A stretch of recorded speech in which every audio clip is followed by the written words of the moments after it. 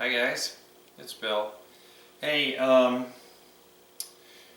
sometimes I like to bring back, kind of reel in some blast from the past recipes because I have a funny feeling there's some algorithm on YouTube, they just get like lost. So this is something really kind of easy but kind of cool, so I just thought that this would be a good thing to redo. So it's definitely an excellent kind of cream soup that's very more delicate. This is a crab soup. I've tried to make it as basic as I can because that's the way I like it. In fact, you know, I complain a lot about I hate soups that are all flour, you know, and you need to really kind of refine your skills if you think that everything, well, you know, a lot of restaurants, let's face it, especially chains, soup comes in a bag, you know. So how I'm going to start on this is butter, right? You need butter. So I get 6 tablespoons of butter. That's like almost a whole stick, okay? And it's almost there.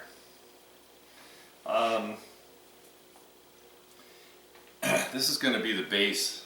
We're going to keep a lot of like fat, and this is a rich soup, you know, so it's not like you're going to be chugging it. But really tasty, and you know, getting really fresh crab meat. I've got some good lump crab meat, and you can tell it just smells so sweet, and it's so white. It's perfect. So I got an ounce. Now this is one of those times where I want to keep it pretty accurate, so I actually weigh the flour. So this is an ounce of flour going in.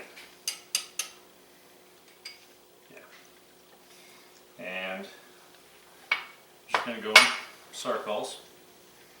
Story of my life, always going in circles. I just want to get that flour incorporated.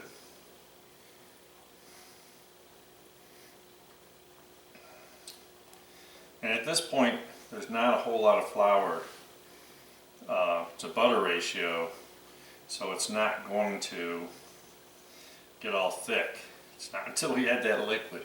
And I never understood that when I was younger, about how as soon as you start adding liquid, man, the fight is on, because it can thicken up and get lumpy. So we don't want a high heat. And I've read all sorts of, you know, tricks of the trade, but honestly, there is no trick. It's just patience. So, like I always say, we want to get that raw flour taste out. So I'm just going to stir it. And this is on low. Okay, I've got low heat. And if it starts to turn color, now you have a brown roux, or the first stage is actually blonde. That's kind of not as noticeable as when it really starts to get dark. So when it really starts to get dark, what you lose is its ability to thicken. You've actually overcooked it. Alright, now here's the fun part. So I have 4 cups, 1 quart of half and half, because I want to keep up some milk fat here. And the first pour in is going to cool everything down. Start to get lumpy and frumpy. I'm going to start adding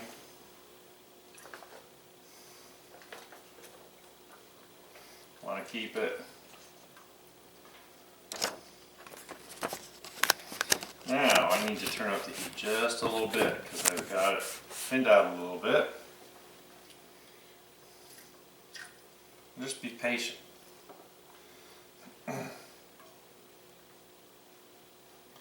Just take your time.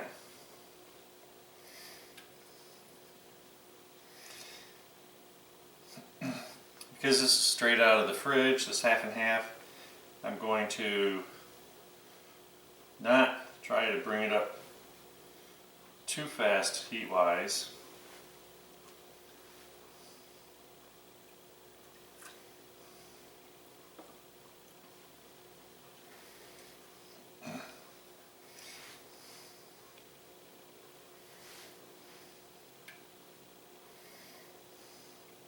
So now I've gotten it back to that stage where it's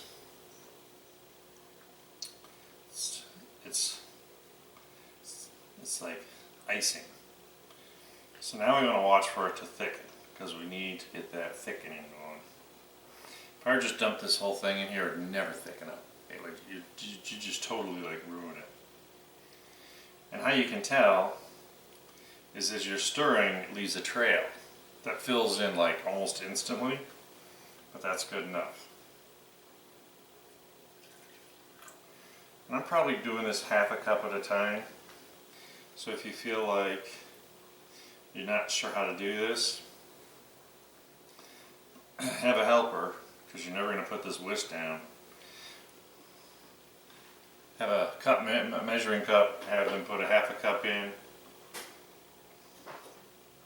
pour it in, have them put another half a cup in. Now, I'm past that stage of getting lumps. It's really smooth. So now I want to be able to make sure I'm still getting that little trail behind it.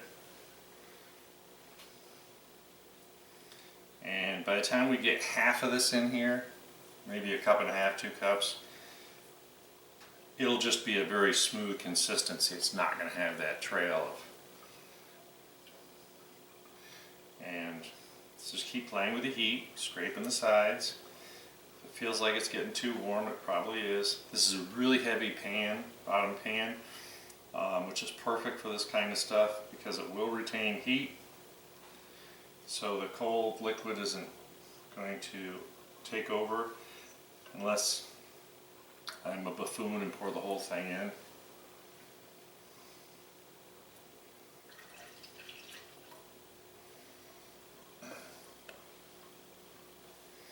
Oh, look at that.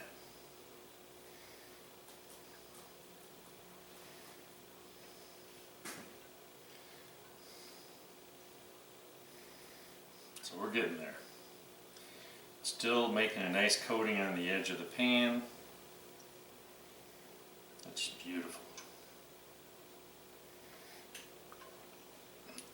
Now if this isn't your thing, you know, this kind of soup, you know, that's fine. I just thought that, well, I'll be honest. So the store had crab meat on sale and I'm like, what can I do? And I do quite a few recipes with crab. I don't eat it very often because A, they're really expensive for the good stuff. But I was kind of looking through my 4 volumes of recipes that I've now created. And, you know, I learned a long time ago that if you really want to remember something, you got to write it, read it, and speak it. So I do that. So I physically print up recipes, my recipes. You know, I have them all on my computer, but so that I don't look like an idiot, I read them over pretty good and look for little changes I might want to make. Sometimes my taste buds have changed a little. I want to do something a little different. So they kind of get updated. And I'm sure if you really thought about it, you went back through and compared some of my recipes that are the same, they're probably a little different.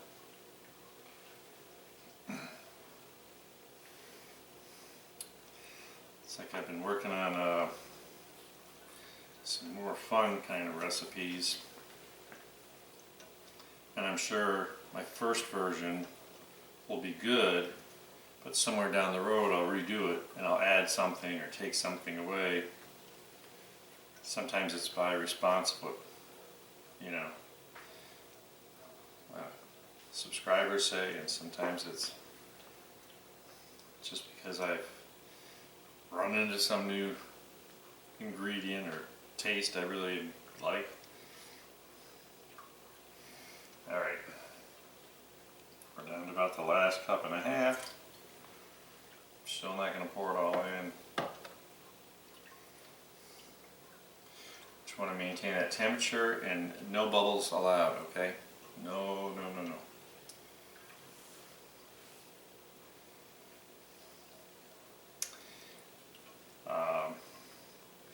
I know that when you read recipes lots of times, they want to make it really short and sweet, so they don't want you to waste your time. But I'm promising you that this makes a really, really good result. End result. Isn't that what we care about?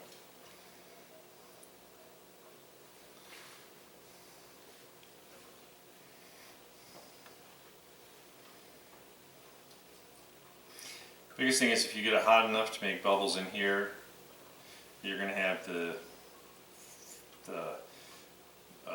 roux, even though we've diluted it a lot, will be sticking to the bottom of the pan. And you'll be able to feel it because the whisk won't stir smoothly.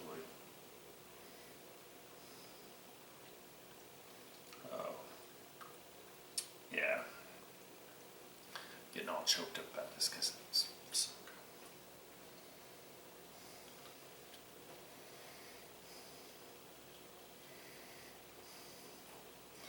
And if you do this a few times, you'd be amazed at how you'll feel the change in the drag of the whisk.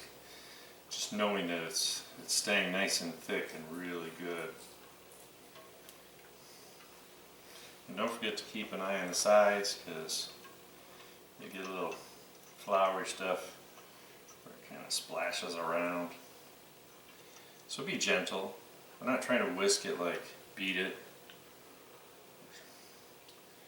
It seems to be getting pretty hot. I'm going to turn it down just a little bit more. Let's get some cold stuff in here to compensate.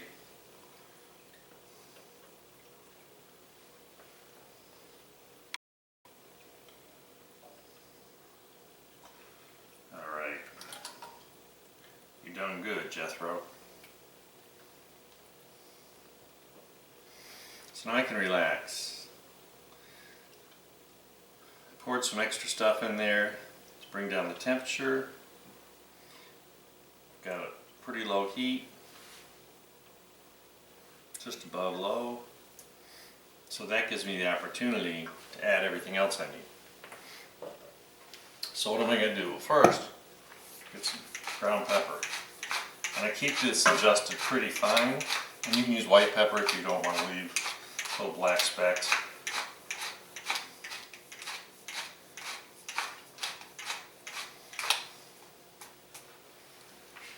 I want a little bit of Old Bay and 2 to 3 teaspoons, not tablespoons, depending on how you like it. I like the fact that it's going to add a lot of flavor. I want to get that whisked in so I can see the color. I really don't want to upset the color here.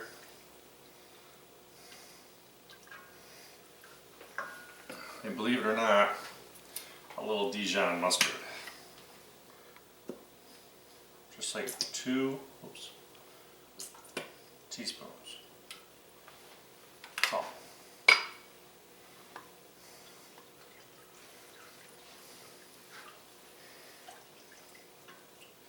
I see pepper.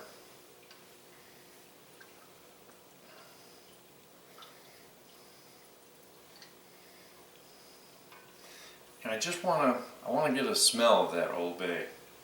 I'm sure if you've ever had Old Bay, you understand that. You know, it's probably mostly like the celery component that you smell, but it has a very distinct, and I don't want it to overdo. I just want it to be nice, delicate.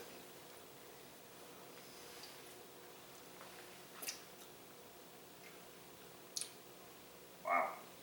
Couldn't ask for anything more. it's just kind of hidden in the background. So it's just going to add a little bit of kind of saltiness. It's really good. I've learned a lot of patience doing these videos. Used to be nervous, so I try and get them finished. But nobody wins when I do that. Oh yeah, this looks beautiful. So I want to make sure we get this up to some kind of temperature. Now I got all my components, because remember what I said, I had turned it down, so when I added the last of the milk, it would drop the temperature, or half and half, it would drop the temperature. Now I want to get it up to some kind of hot, hot, hot.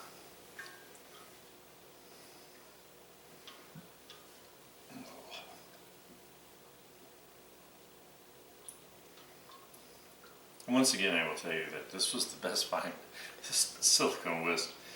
I really like it. It's not going to do the heavy duty stuff, but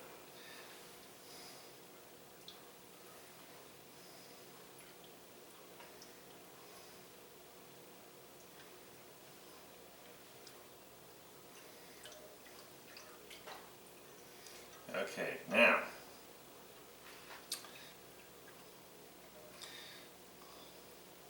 we're going to talk about what can we do to make this better? Well, I think that most seafood needs some kind of wine or something. Well, this is dry sherry. That's actually from where I grew up. And we want a 1/4 cup. And it sounds like I poured a lot, but when you realize it's from there to there, that's a 1/4 cup.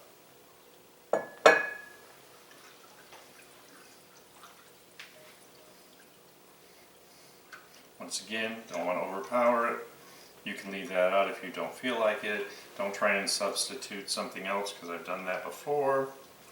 And anything stronger isn't going to really work. I take that back. You could probably, if you were careful, you could probably use some white wines. If that's something you have on hand. But just add a little bit, let it heat.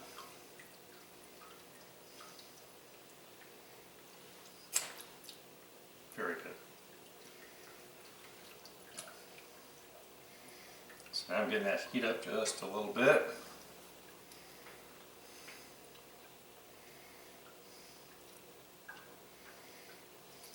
I cook off the alcohol, so we gotta really get it close to that boiling point, seeing some kind of bubbles.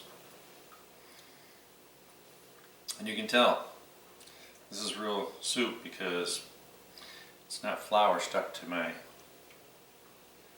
whisk. And like I said, if you do this enough, it's amazing how you just have that feel of the whisk, and it's just got a little drag to it, but it's not like gravy. It's a lot thinner. So we're gonna get that sherry cooked down.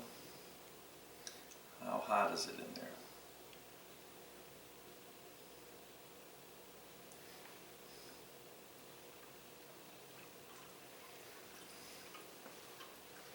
It's a beautiful, beautiful thing. I like to do, this is one of those times where I want to do it in real time so you see. I love watching videos, and there's sometimes, like if I tell you I got to stir a pot for 10 minutes and I'm really not changing anything, I'm just stirring it, I'll turn off the camera and I'll sit here for 10 minutes. But I really wanted to see real time how you want to be really delicate with some of these.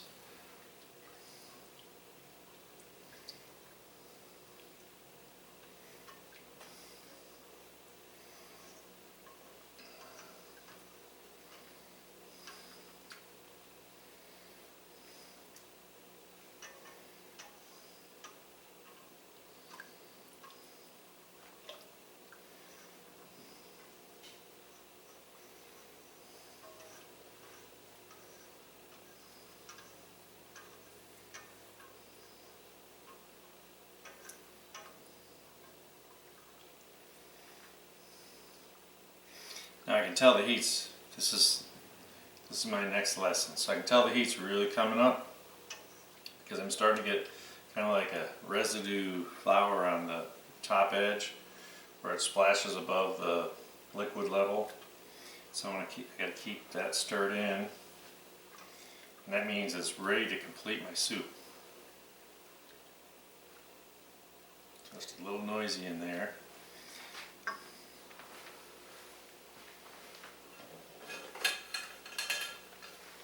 So I got my lumped crab meat.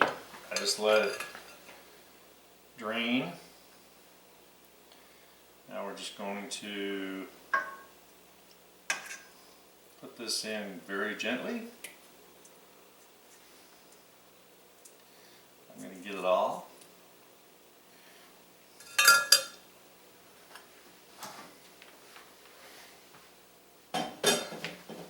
Now, we're back to that. We want to be careful. I don't want to, and it was just starting, I turned it right down to low because it was just starting to show signs of bubbling.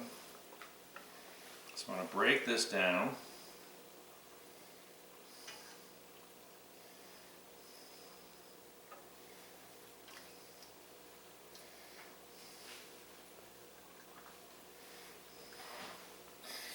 Yes, we have to get that crab meat. And this lump crab meat, I want to be careful. I don't want to turn it into nothing. Pet peeve number 3 is when restaurants use less than top quality crab meat, so you feel like it went through a food processor. I'm going to turn off the heat now. Oh.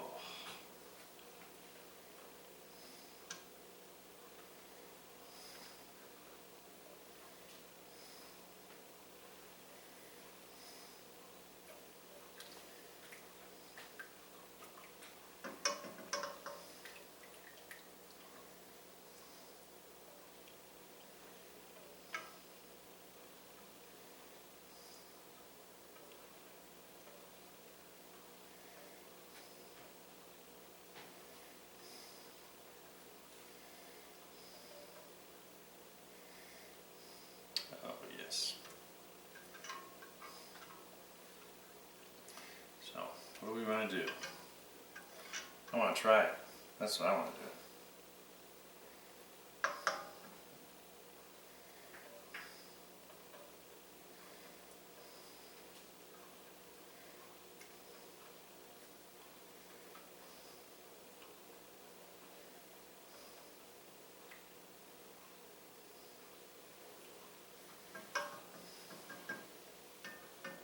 That crab meat is holding on.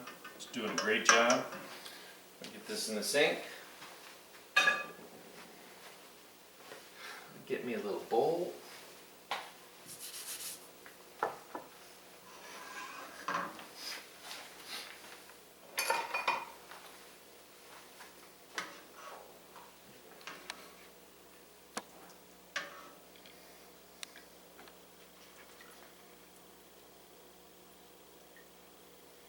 As you can see as I pour it, it's not too thick, not too thin.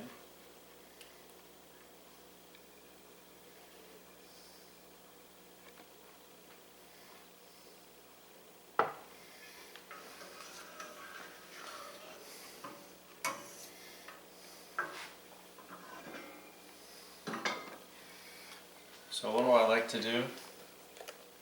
I need to put some kind of little garnish on here. So I got some fresh chive. I just want to drop a little, make a little pretty pattern.